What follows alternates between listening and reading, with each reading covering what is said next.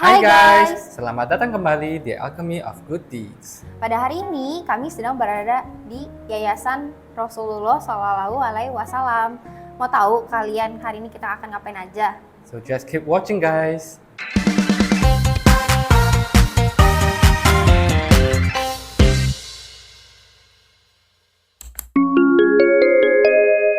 Nah, sekarang saya sedang bersama dengan Ibu Rusdayanti selaku pemilik dari Yayasan Rasulullah Shallallahu Alaihi Wasallam. Katanya mau salam dulu. Assalamualaikum warahmatullahi wabarakatuh. Perkenalkan dengan saya Ibu Rusdayanti selaku Ketua Yayasan Yatim Piatu Rasulullah Shallallahu Alaihi Wasallam. Terima kasih. Terima kasih juga ya Bu atas waktu dan kesempatannya hari ini kita bisa membuat acara yang ada di sini. Bu, saya mau tanya-tanya dulu nih sedikit soal panti asuhannya. Gimana sih Bu awal mulanya berdiri yayasan ini? Awal mula berdiri Yayasan Yatim Piatu Rasulullah Shallallahu Alaihi Wasallam berdiri pada tahun 2014 yang sebelumnya bernama Yayasan Yatim Piatu Rasulullah Yayasan Yatim Piatu Ketapang Jakarta, berdiri pada tanggal 22 Mei 2002 dan didirikan oleh Bapak Kukuh Budi Darmo Wijoyo selaku pendiri dan ketua yayasan sebelum saya menjadikan pengganti untuk beliau. Oke, tujuannya sebenarnya didirikan yayasan ini untuk apa Bu kalau boleh tahu? Kami bertujuan memfasilitasi anak-anak yatim piatu dan piatu serta anak terlantar dalam mencari dan memilih menentukan arah yang tepat bagi kehidupannya sebagai anak yang soleh dan sebagaimana manusia yang bermartabat berguna bagi diri sendiri, keluarga, dan masyarakat kelak. Untuk visi dan misinya membantu memberikan kesempatan kepada anak yatim dan piatu juga serta terlantar agar hidup layak di masyarakat kelak. Dan misinya memberikan pendidikan agama Islam bagi anak-anak yatim piatu dan anak terlantar yang ada di bawah asuhan yatim piatu Rasulullah Shallallahu Alaihi Wasallam. Ada yang terlibat nggak sih Bu dalam proses pembentukan yayasan ini dari awal sampai akhir sekarang ini? Yang memiliki ide untuk membangun yayasan ini adalah Bapak Kukuh Budi Darmo Wijoyo sendiri. Beliau pendiri sekaligus ketua yayasan waktu itu, karena sekarang beliau sudah almarhum ya, sudah meninggal di tahun 2021 tanggal 5 Juli. Oke, boleh ceritain lagi nggak sih Bu? Kita balik lagi nih dari pertama kali dibangun yayasan ini, mungkin dari awal banget sampai sekarang, mungkin segala kesulitannya atau apapun yang dijalani sekarang. Proses berkembangnya dari awal hingga saat ini, Yayasan Yatim Piatu Rasulullah ini bisa berdiri berawal dari rasa simpati dan iba atau kasihan ya kepada adik kandungnya beliau yang bernama Aci, yang pada saat kecil sempat tinggal di yayasan atau di panti anak yatim. Karena faktor itulah Bapak Kukuh Budi Darmo Wijoyo mempunyai inisiatif untuk mendirikan Yayasan Yatim Piatu Ketapang Jakarta, dan sekarang berganti dengan Yayasan Yatim Piatu Rasulullah Shallallahu Alaihi Wasallam. Oke, kalau untuk anak-anaknya sendiri sih Bu, asalnya itu mereka tuh dari mana sih? Terus juga kriterianya untuk anak-anak bisa masuk ke dalam panti asuhan ini seperti apa, serta dengan jumlahnya mereka sekarang ada berapa, usianya berapa sampai berapa, boleh diceritain lagi Bu? Asal usul anak-anak sebagian besar anak yatim piatu dan yatim serta yang ada di sekitar Yayasan Yatim Piatu Rasulullah. Kriterianya sendiri kalau ada anak mau masuk ke panti asuhan ini dan prosesnya mempunyai surat kematian dari salah satu orang tuanya dan mau mengikuti aturan yang ada di Yayasan Yatim Piatu Rasulullah Shallallahu Alaihi Wasallam, serta harapan kami bisa mengaji. Untuk jumlahnya sendiri saat ini jumlah anak-anak yang kami asuh yang sudah masuk data itu 100 sampai 120 anak. Itu terdiri dari anak yatim piatu, dan terlantar ya, seperti si kembar itu. Untuk usianya sendiri dari balita sampai SMA. Kegiatan sehari-harinya mereka sekolah, mengaji, santunan di malam Jumat, terus acara Jumat Berkah dan santunan pada saat ada donatur yang mau memberikan donasi. Oke, berarti untuk kegiatannya itu sebenarnya udah diatur dari panti asuhannya sendiri ya, berarti Betul. dari yayasan ini ya. Oke, terus kira-kira nih Bu, untuk kebutuhan anak-anak saat ini sampai dengan kedepannya itu ada apa aja sih yang sudah diketahui? Kebutuhan yang paling mendesak saat ini untuk anak-anak itu biaya sekolah dan tempat tinggal yang layak serta nyaman untuk tempat mengaji. Oke. Terus Bu, kan tadi katanya ada 100 sampai 120 anak ya yang diasuh sama panti asuhan ini. Yang tinggal di sini berapa sih Bu? Masih ada nggak sih mereka yang tinggal di rumahnya sendiri tapi hanya dibantu oleh yayasan? Jadi terdata masuk sini anak-anak itu yang terdata antara 100 sampai 120 yang sudah benar-benar bermukim di yayasan sejak kecil itu ada 30 anak. Nah, dari 100 dan 120 itu anak-anak yang sudah bermukim di yayasan 30 anak. Selebihnya tinggal di rumah masing-masing. Oke. Terus Bu, tadi kan kriterianya itu harus memiliki salah satu surat kematian dari orang tuanya. Kalau misalkan mereka yang dari bayi gitu ditelantarin, ada orang tiba-tiba bawa ke sini, saya mau titipin anak ini dong, nggak tahu orang tuanya siapa, itu bisa nggak sih Bu? Kalau untuk pada saat ini kita tanya statusnya apa. Kalau memang statusnya itu terlantar seperti kembar. Nah, kenapa kembar itu waktu itu kami semua mau mengasuh satu, karena di sini belum ada anak bayi, anak yang paling kecil lah. Itu, dan kebetulan pun saya nikah sama Pak Koko itu belum dikaruniai momongan. Makanya kita para pengurus ya sudah, untuk anak itu, untuk anak yang terlantar itu ada kalanya kita rangkul, siapa tahu dengan adanya anak ini nanti bisa membantu supaya banyak yang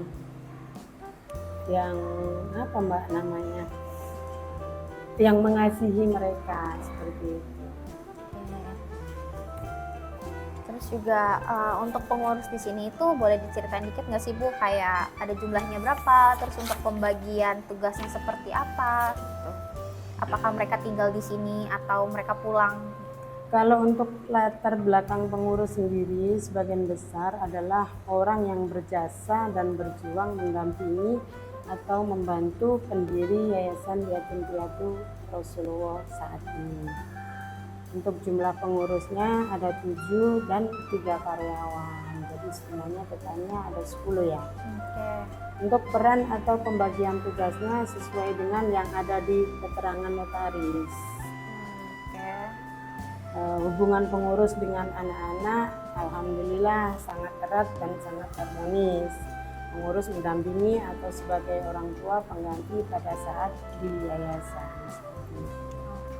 Pengurusnya ada yang pulang, ada yang tinggal di yayasan. Sebagian besar tinggal, dan untuk karyawannya pulang ke rumah masing-masing. Terus kira-kira ada rencana apa nggak sih Bu yang pengen dilakuin di masa depan, proyek atau apapun yang ingin dilakukan?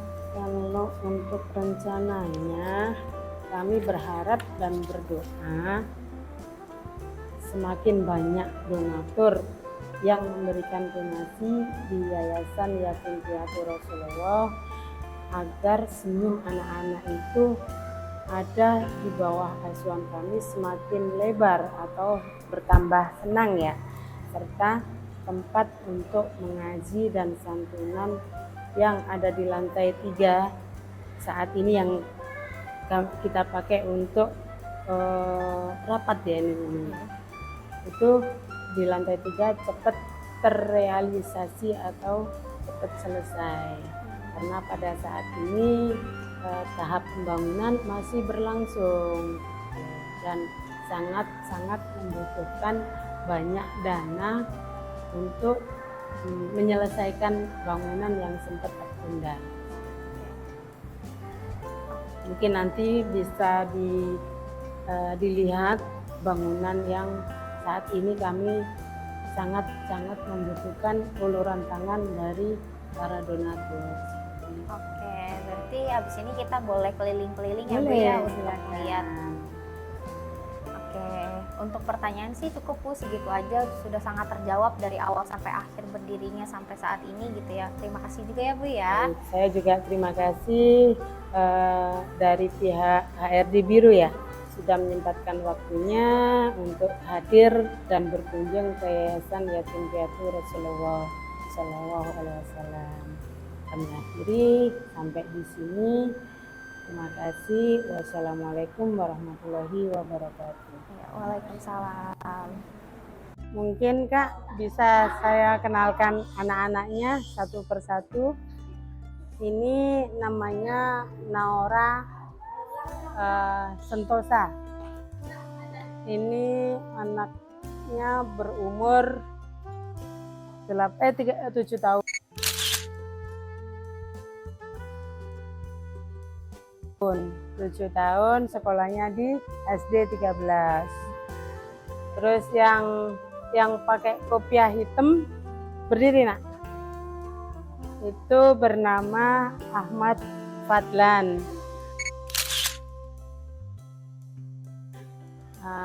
Mereka terlahir kembar ya, tapi yang satunya entah kemana, lagi sakit gigi.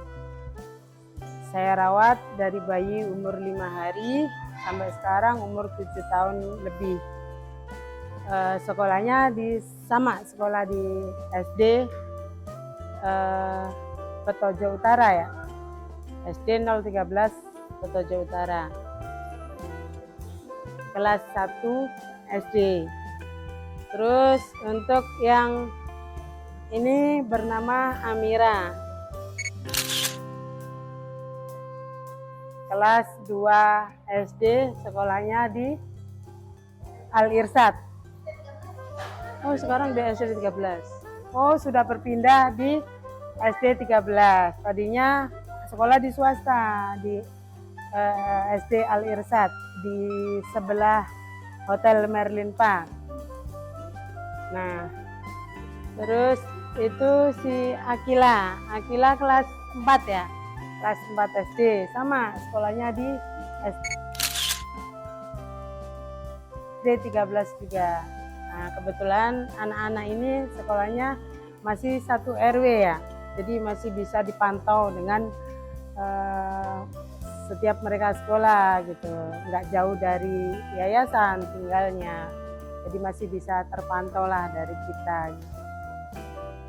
Mungkin itu yang bisa kami sampaikan untuk anak-anak untuk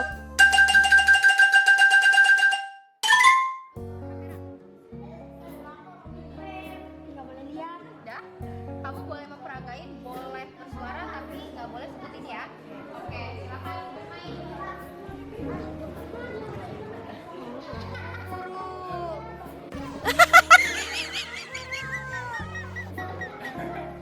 Ayang berkokok.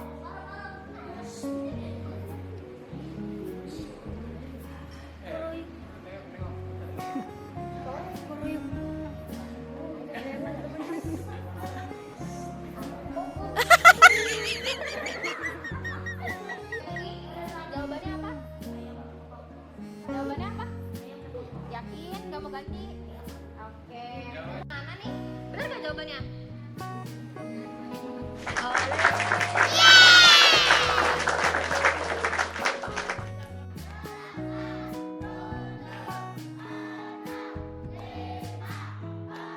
Nah, selanjutnya kita bakal pilih nih kelompok mana yang akan main. Betul banget, kita langsung lihat nih permainan kelompok selanjutnya. Kira-kira seruan mana ya? Kataku sih kelompok sebelumnya sih. Pep, jangan kecepatan pilihnya, kan masih ada kelompok lain. Oh iya, bener juga. Jadi penasaran deh keseruan tim-tim lainnya. Betul banget, tapi kira-kira siapa yang bakal menang ya? Yuk kita lihat keseruan selanjutnya. Tapi ngeliat mereka main kayak gini sih jadi pengen ikutan main ya. Iya bener banget tuh, next kita ikutan kali ya. Boleh.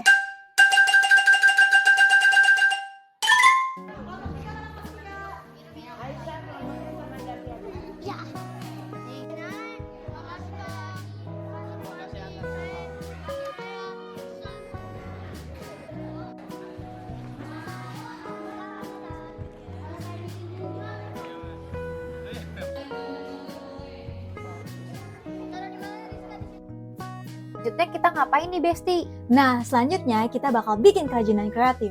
Oh, bikin kartu ucapan ya? Bener banget, kira-kira kartu ucapannya buat siapa ya? Yang pasti sih buat orang tercinta bagi anak-anak yang udah merawat dan juga peduli sama mereka. Wah, aku bisa tebak sih, pasti Bunda Rusdayanti, pemilik yayasan. Betul banget. Duh, jadi pengen deh buat juga untuk orang tersayang. Boleh, emang kamu mau kasih siapa sih? Rahasia.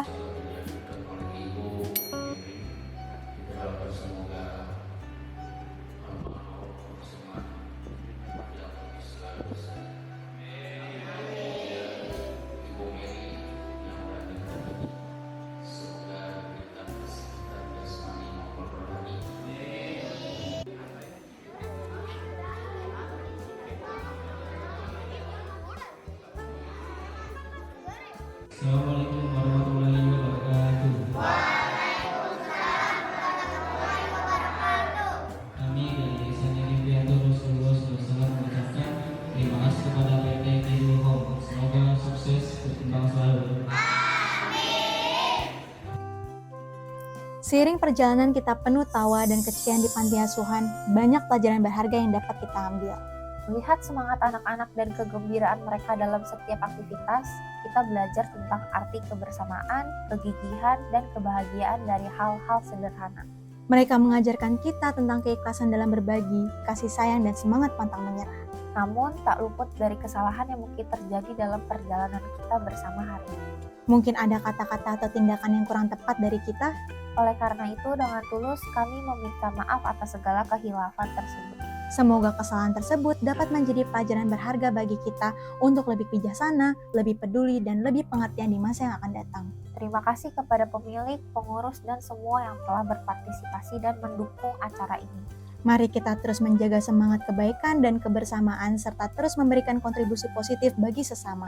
Kita bisa belajar banyak dari anak-anak ini. Kebahagiaan sejati terletak dalam kebaikan hati dan kepedulian kita terhadap sesama.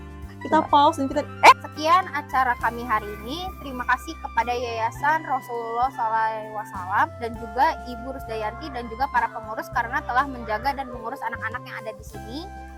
Mohon maaf apabila kita ada salah kata ataupun perbuatan selama acara kali ini. Saya Richard. Saya Sela, undur pamit dari acara hari ini. Kalian boleh tolong rekomendasi di bawah apabila ada panti asuhan ataupun panti jompo yang ingin kita kunjungi. So, jangan lupa untuk like, comment, dan subscribe and see you in the next video.